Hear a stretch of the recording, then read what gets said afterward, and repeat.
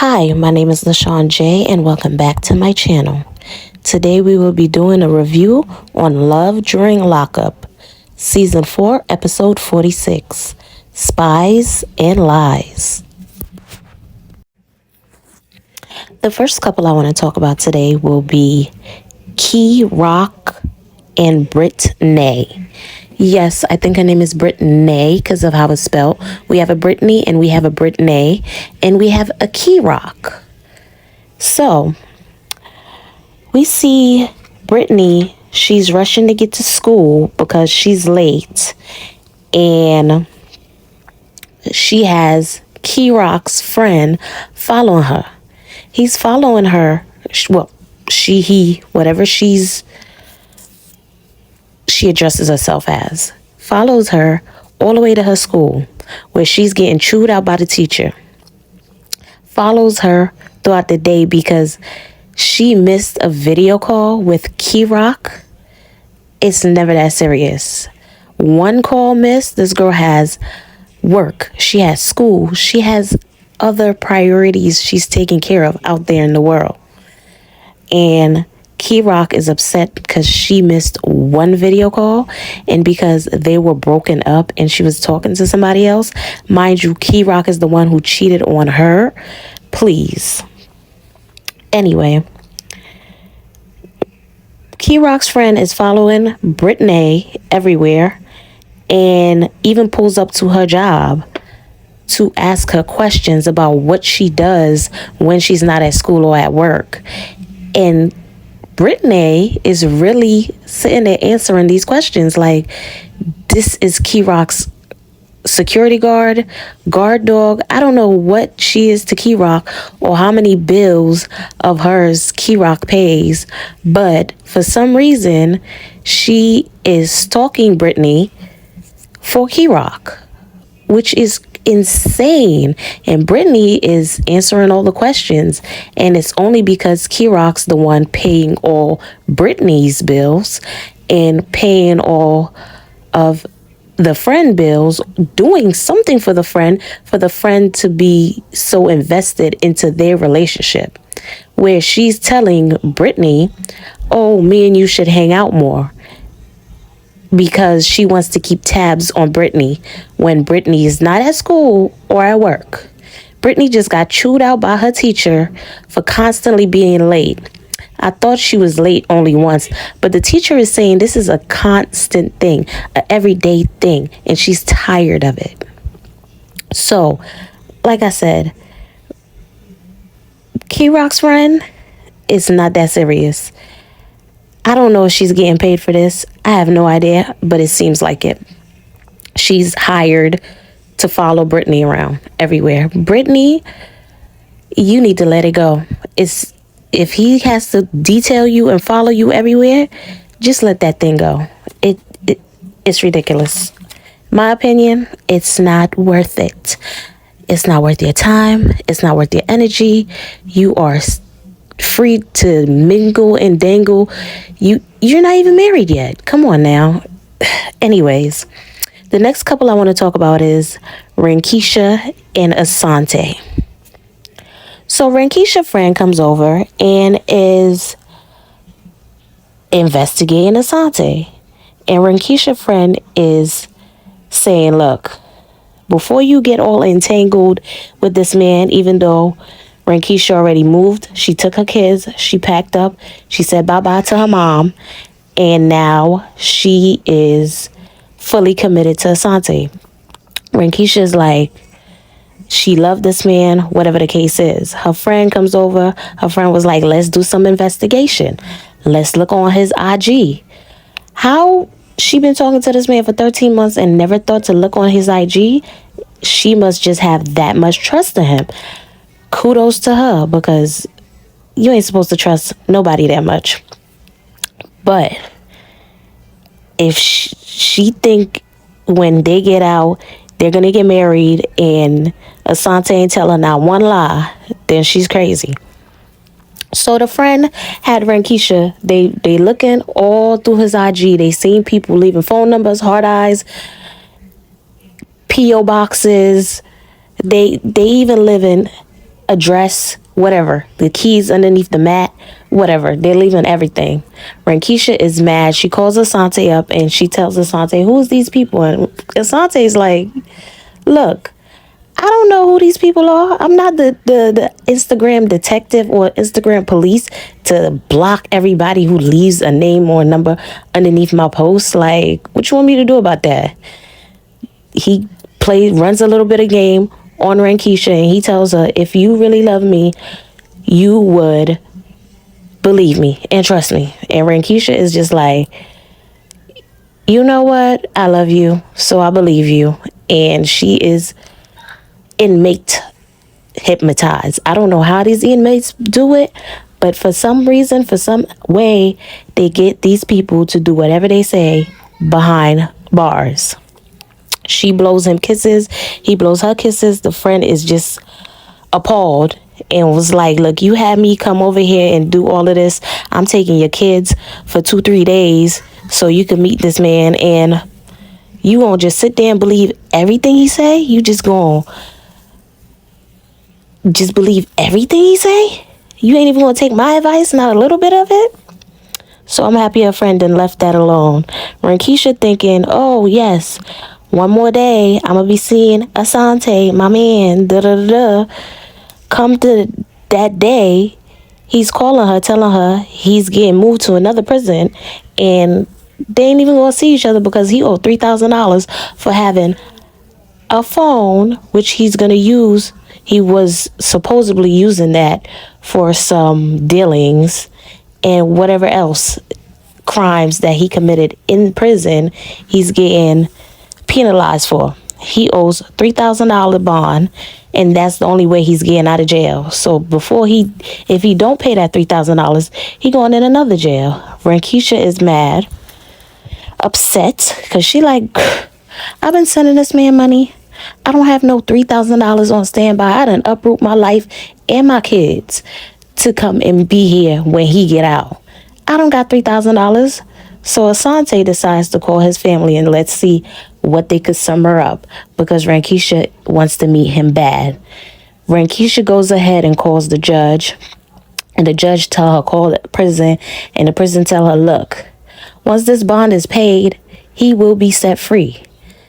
And I guess she made some plans for Monday. She calls him and let him know, look, it's not when you wanted to get free, but it's just a couple more days and you will be able to leave and we'll be able to meet. Of course, Asante is mad because he's eager and he's ready to get out. He's been there for how many years, and it's time for him to go. He's ready to go. So they hung up on a bad note. My opinion, I don't know. I don't know about Rankisha and Asante. I believe they're gonna be a mess. I really believe that. Because Asante tells Rankisha anything and Rankisha believes everything. So the next couple I want to talk about is Andy and Brittany. This is Brittany, Brittany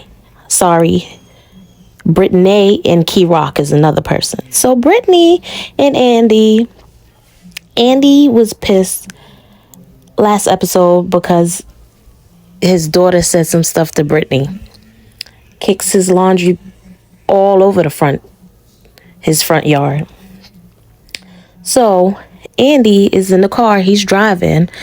I guess he's driving to the hotel, and Brittany calls him, and they have a discussion about his role as a father. And I'm like, okay, kids gonna view things a certain way. Maybe he wasn't the best father to them, because everybody has struggles, and it does not come with a parenting book. We don't get a book, okay? We don't get the whole rundown on how to be a parent. We do the best we can. Brittany, I'm pretty sure you was doing the best you can, because you clearly have 3 kids yourself and you're locked up.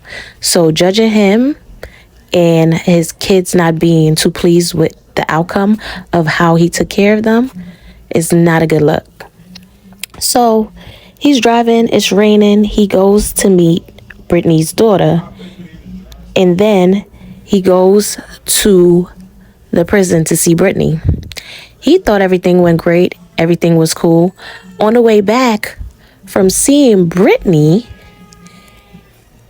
the daughter is in the car and she's like giving him the silent treatment. I don't even know what she could have been mad at that much. Maybe Brittany told her, yo, this is about to be your new papa. This is going to be your new dad. We getting married and we all going to be moving in the house together. I don't know what Brittany said to the daughter, but Andy said he got up to use the bathroom, and when he was on his way back, it just seemed like the atmosphere of the conversation, of the flow, had changed. The daughter in the car being rude, I don't care. You don't agree with what your mother doing, you let her know that. But don't be rude to the man. That man ain't do nothing to you. He just trying to help you and your mother out. So she's giving him the silent treatment all the way to her car and back to the motel. He drives back to the motel. She hops in her car. She pulls off.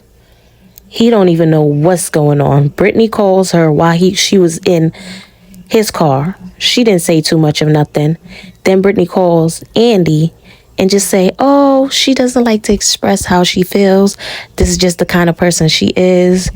But she must be feeling upset at Andy at this point, because if this is how she expresses how she feels and she don't want to say anything, it's something about you told her about Andy that pissed her off, and this is why she's giving him the silent treatment instead of giving you the silent treatment. You're the one who's bringing Andy into their lives, your kids' lives. It's not the other way around. So, daughter of Brittany, please redirect your anger at your mama. Okay. So the next couple I want to talk about is Savannah and Jake. Oh my goodness. I haven't been watching all the episodes. I've been trying to catch up due to certain circumstances. But Savannah, if you don't understand Jake is married by now, I don't know what to tell you. This man has a lot of secrets. Everybody who come around you, they don't want to talk about Jake. They don't want to tell you what should just be obvious to you. I think Jake is married. And he's just using Savannah to try to help him get out of jail. I don't know what he using her for. But Savannah is driving. She's so nervous, and she talk about she poops when she gets nervous. She's driving to meet Jake's friend, Tim. And she said she was trying to get some insight on who Jake was, what kind of a person he was before he ended up in prison. As soon as she get there, she just starts unloading with the questions. And Tim is kind of nervous because, hey, I'm running with Jake. I don't want to expose anything I'm not supposed to expose. She's asking a whole bunch of questions. I don't even know if they're a real couple. Tim doesn't even know anything. But Savannah is just, she had the diarrhea of the mouth, just keep asking him questions. So Tim's like, you know what? I'm so nervous about these kind of questions that she got lined up back to back to back. I got to pee. And when I'm done peeing, I need to take a smoke break. That's how nervous he was. He goes outside and he talks to the producer and he said, look, I can't do this. The questions is too uncomfortable for me. I'm leaving. Savannah is now stuck to not having nobody to answer no questions for her. Jake's family don't mess with her or don't answer no questions for her. Jake don't even want to answer no questions for her. She keep talking about getting married and he tries to redirect. If you his girlfriend and he's locked up, why he don't want to marry you right there, right now? That's because he's married. They have some kind of family secret. Jake probably married with 5 kids. And he's using Savannah for money and conversation. And nobody want to tell Savannah the truth. But I'm here to tell you the truth today. Jake is married with 5 kids. Now, this is allegedly. This is not for sure. But I believe allegedly he could be married with 5 kids. You know what? You got to be really, really technical on these YouTube streets, okay? Yes, he could be married with 5 kids. This is why none of his friends and his family wants to talk to Savannah. And this is why they don't give out too much information to Savannah. Savannah, you asking so much personal questions. These people don't know you. This man just met you. He don't know you from nowhere. Why you think he really was willing to give up and tell all this information about this man he knew his whole life? Savannah, I cannot wait to see where this goes. But for sure, I know it ain't gonna go nowhere. So the next couple I want to talk about is Letitia and Keith. So Letitia she had her little, I don't know what you call that. What is a robe? A flowered robe over the clothes that she was not supposed to have on. And she went to see Keith, her husband, the one that she plans on not getting a prenup and having work for her as she does people taxes and have all people information. And she's so jailmatized as Rankisha is. She didn't know that an inmate or somebody who had all these charges cannot be working in certain establishments, especially when people having their social birthdays, height, weight, color of eyes, everything. She didn't know that? Okay. All she talk about is she want to have him eat a bowl of spaghetti off of her and just a whole bunch of mess. Like, oh, because I'm about to get ready to go see him and he's the king. She talking to his aunt and he's the king and just, oh my goodness, Letitia, the thirst is extremely real. Wow. The thirst is extremely real. I didn't know how thirsty it gets out there. But yeah, so Letitia gets to the hotel and she gets a friend. Her friend is calling her on the phone. As soon as she gets to the hotel, she didn't even get to sit down yet. And she finally sits down, takes the video call, and a friend is saying, I'm friends with one of his baby mamas. Mind you, he has 3 kids by 3 different baby mamas.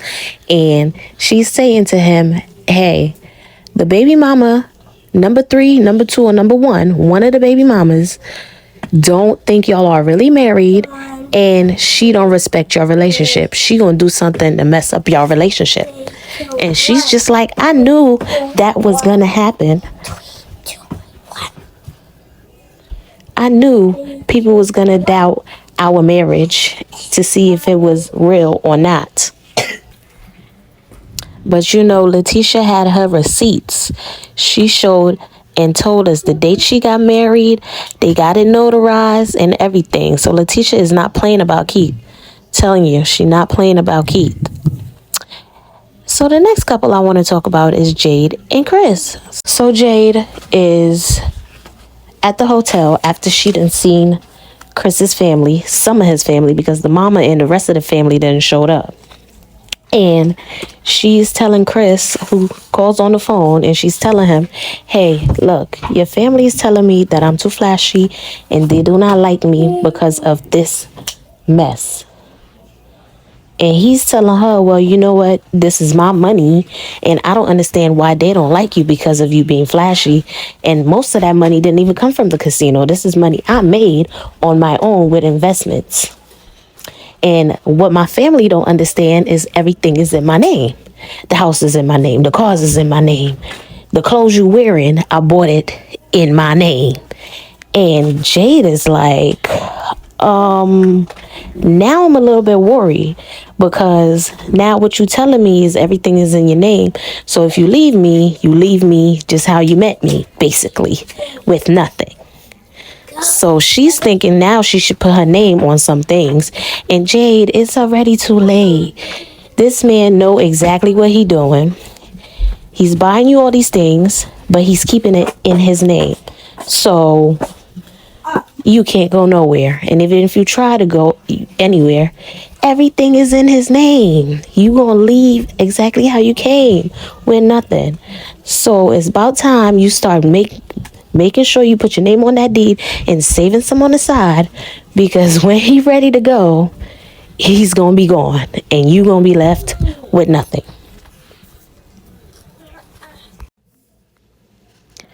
Please don't forget to like, comment, and subscribe to my channel if you enjoy my videos and would like to be notified every time I upload a new video.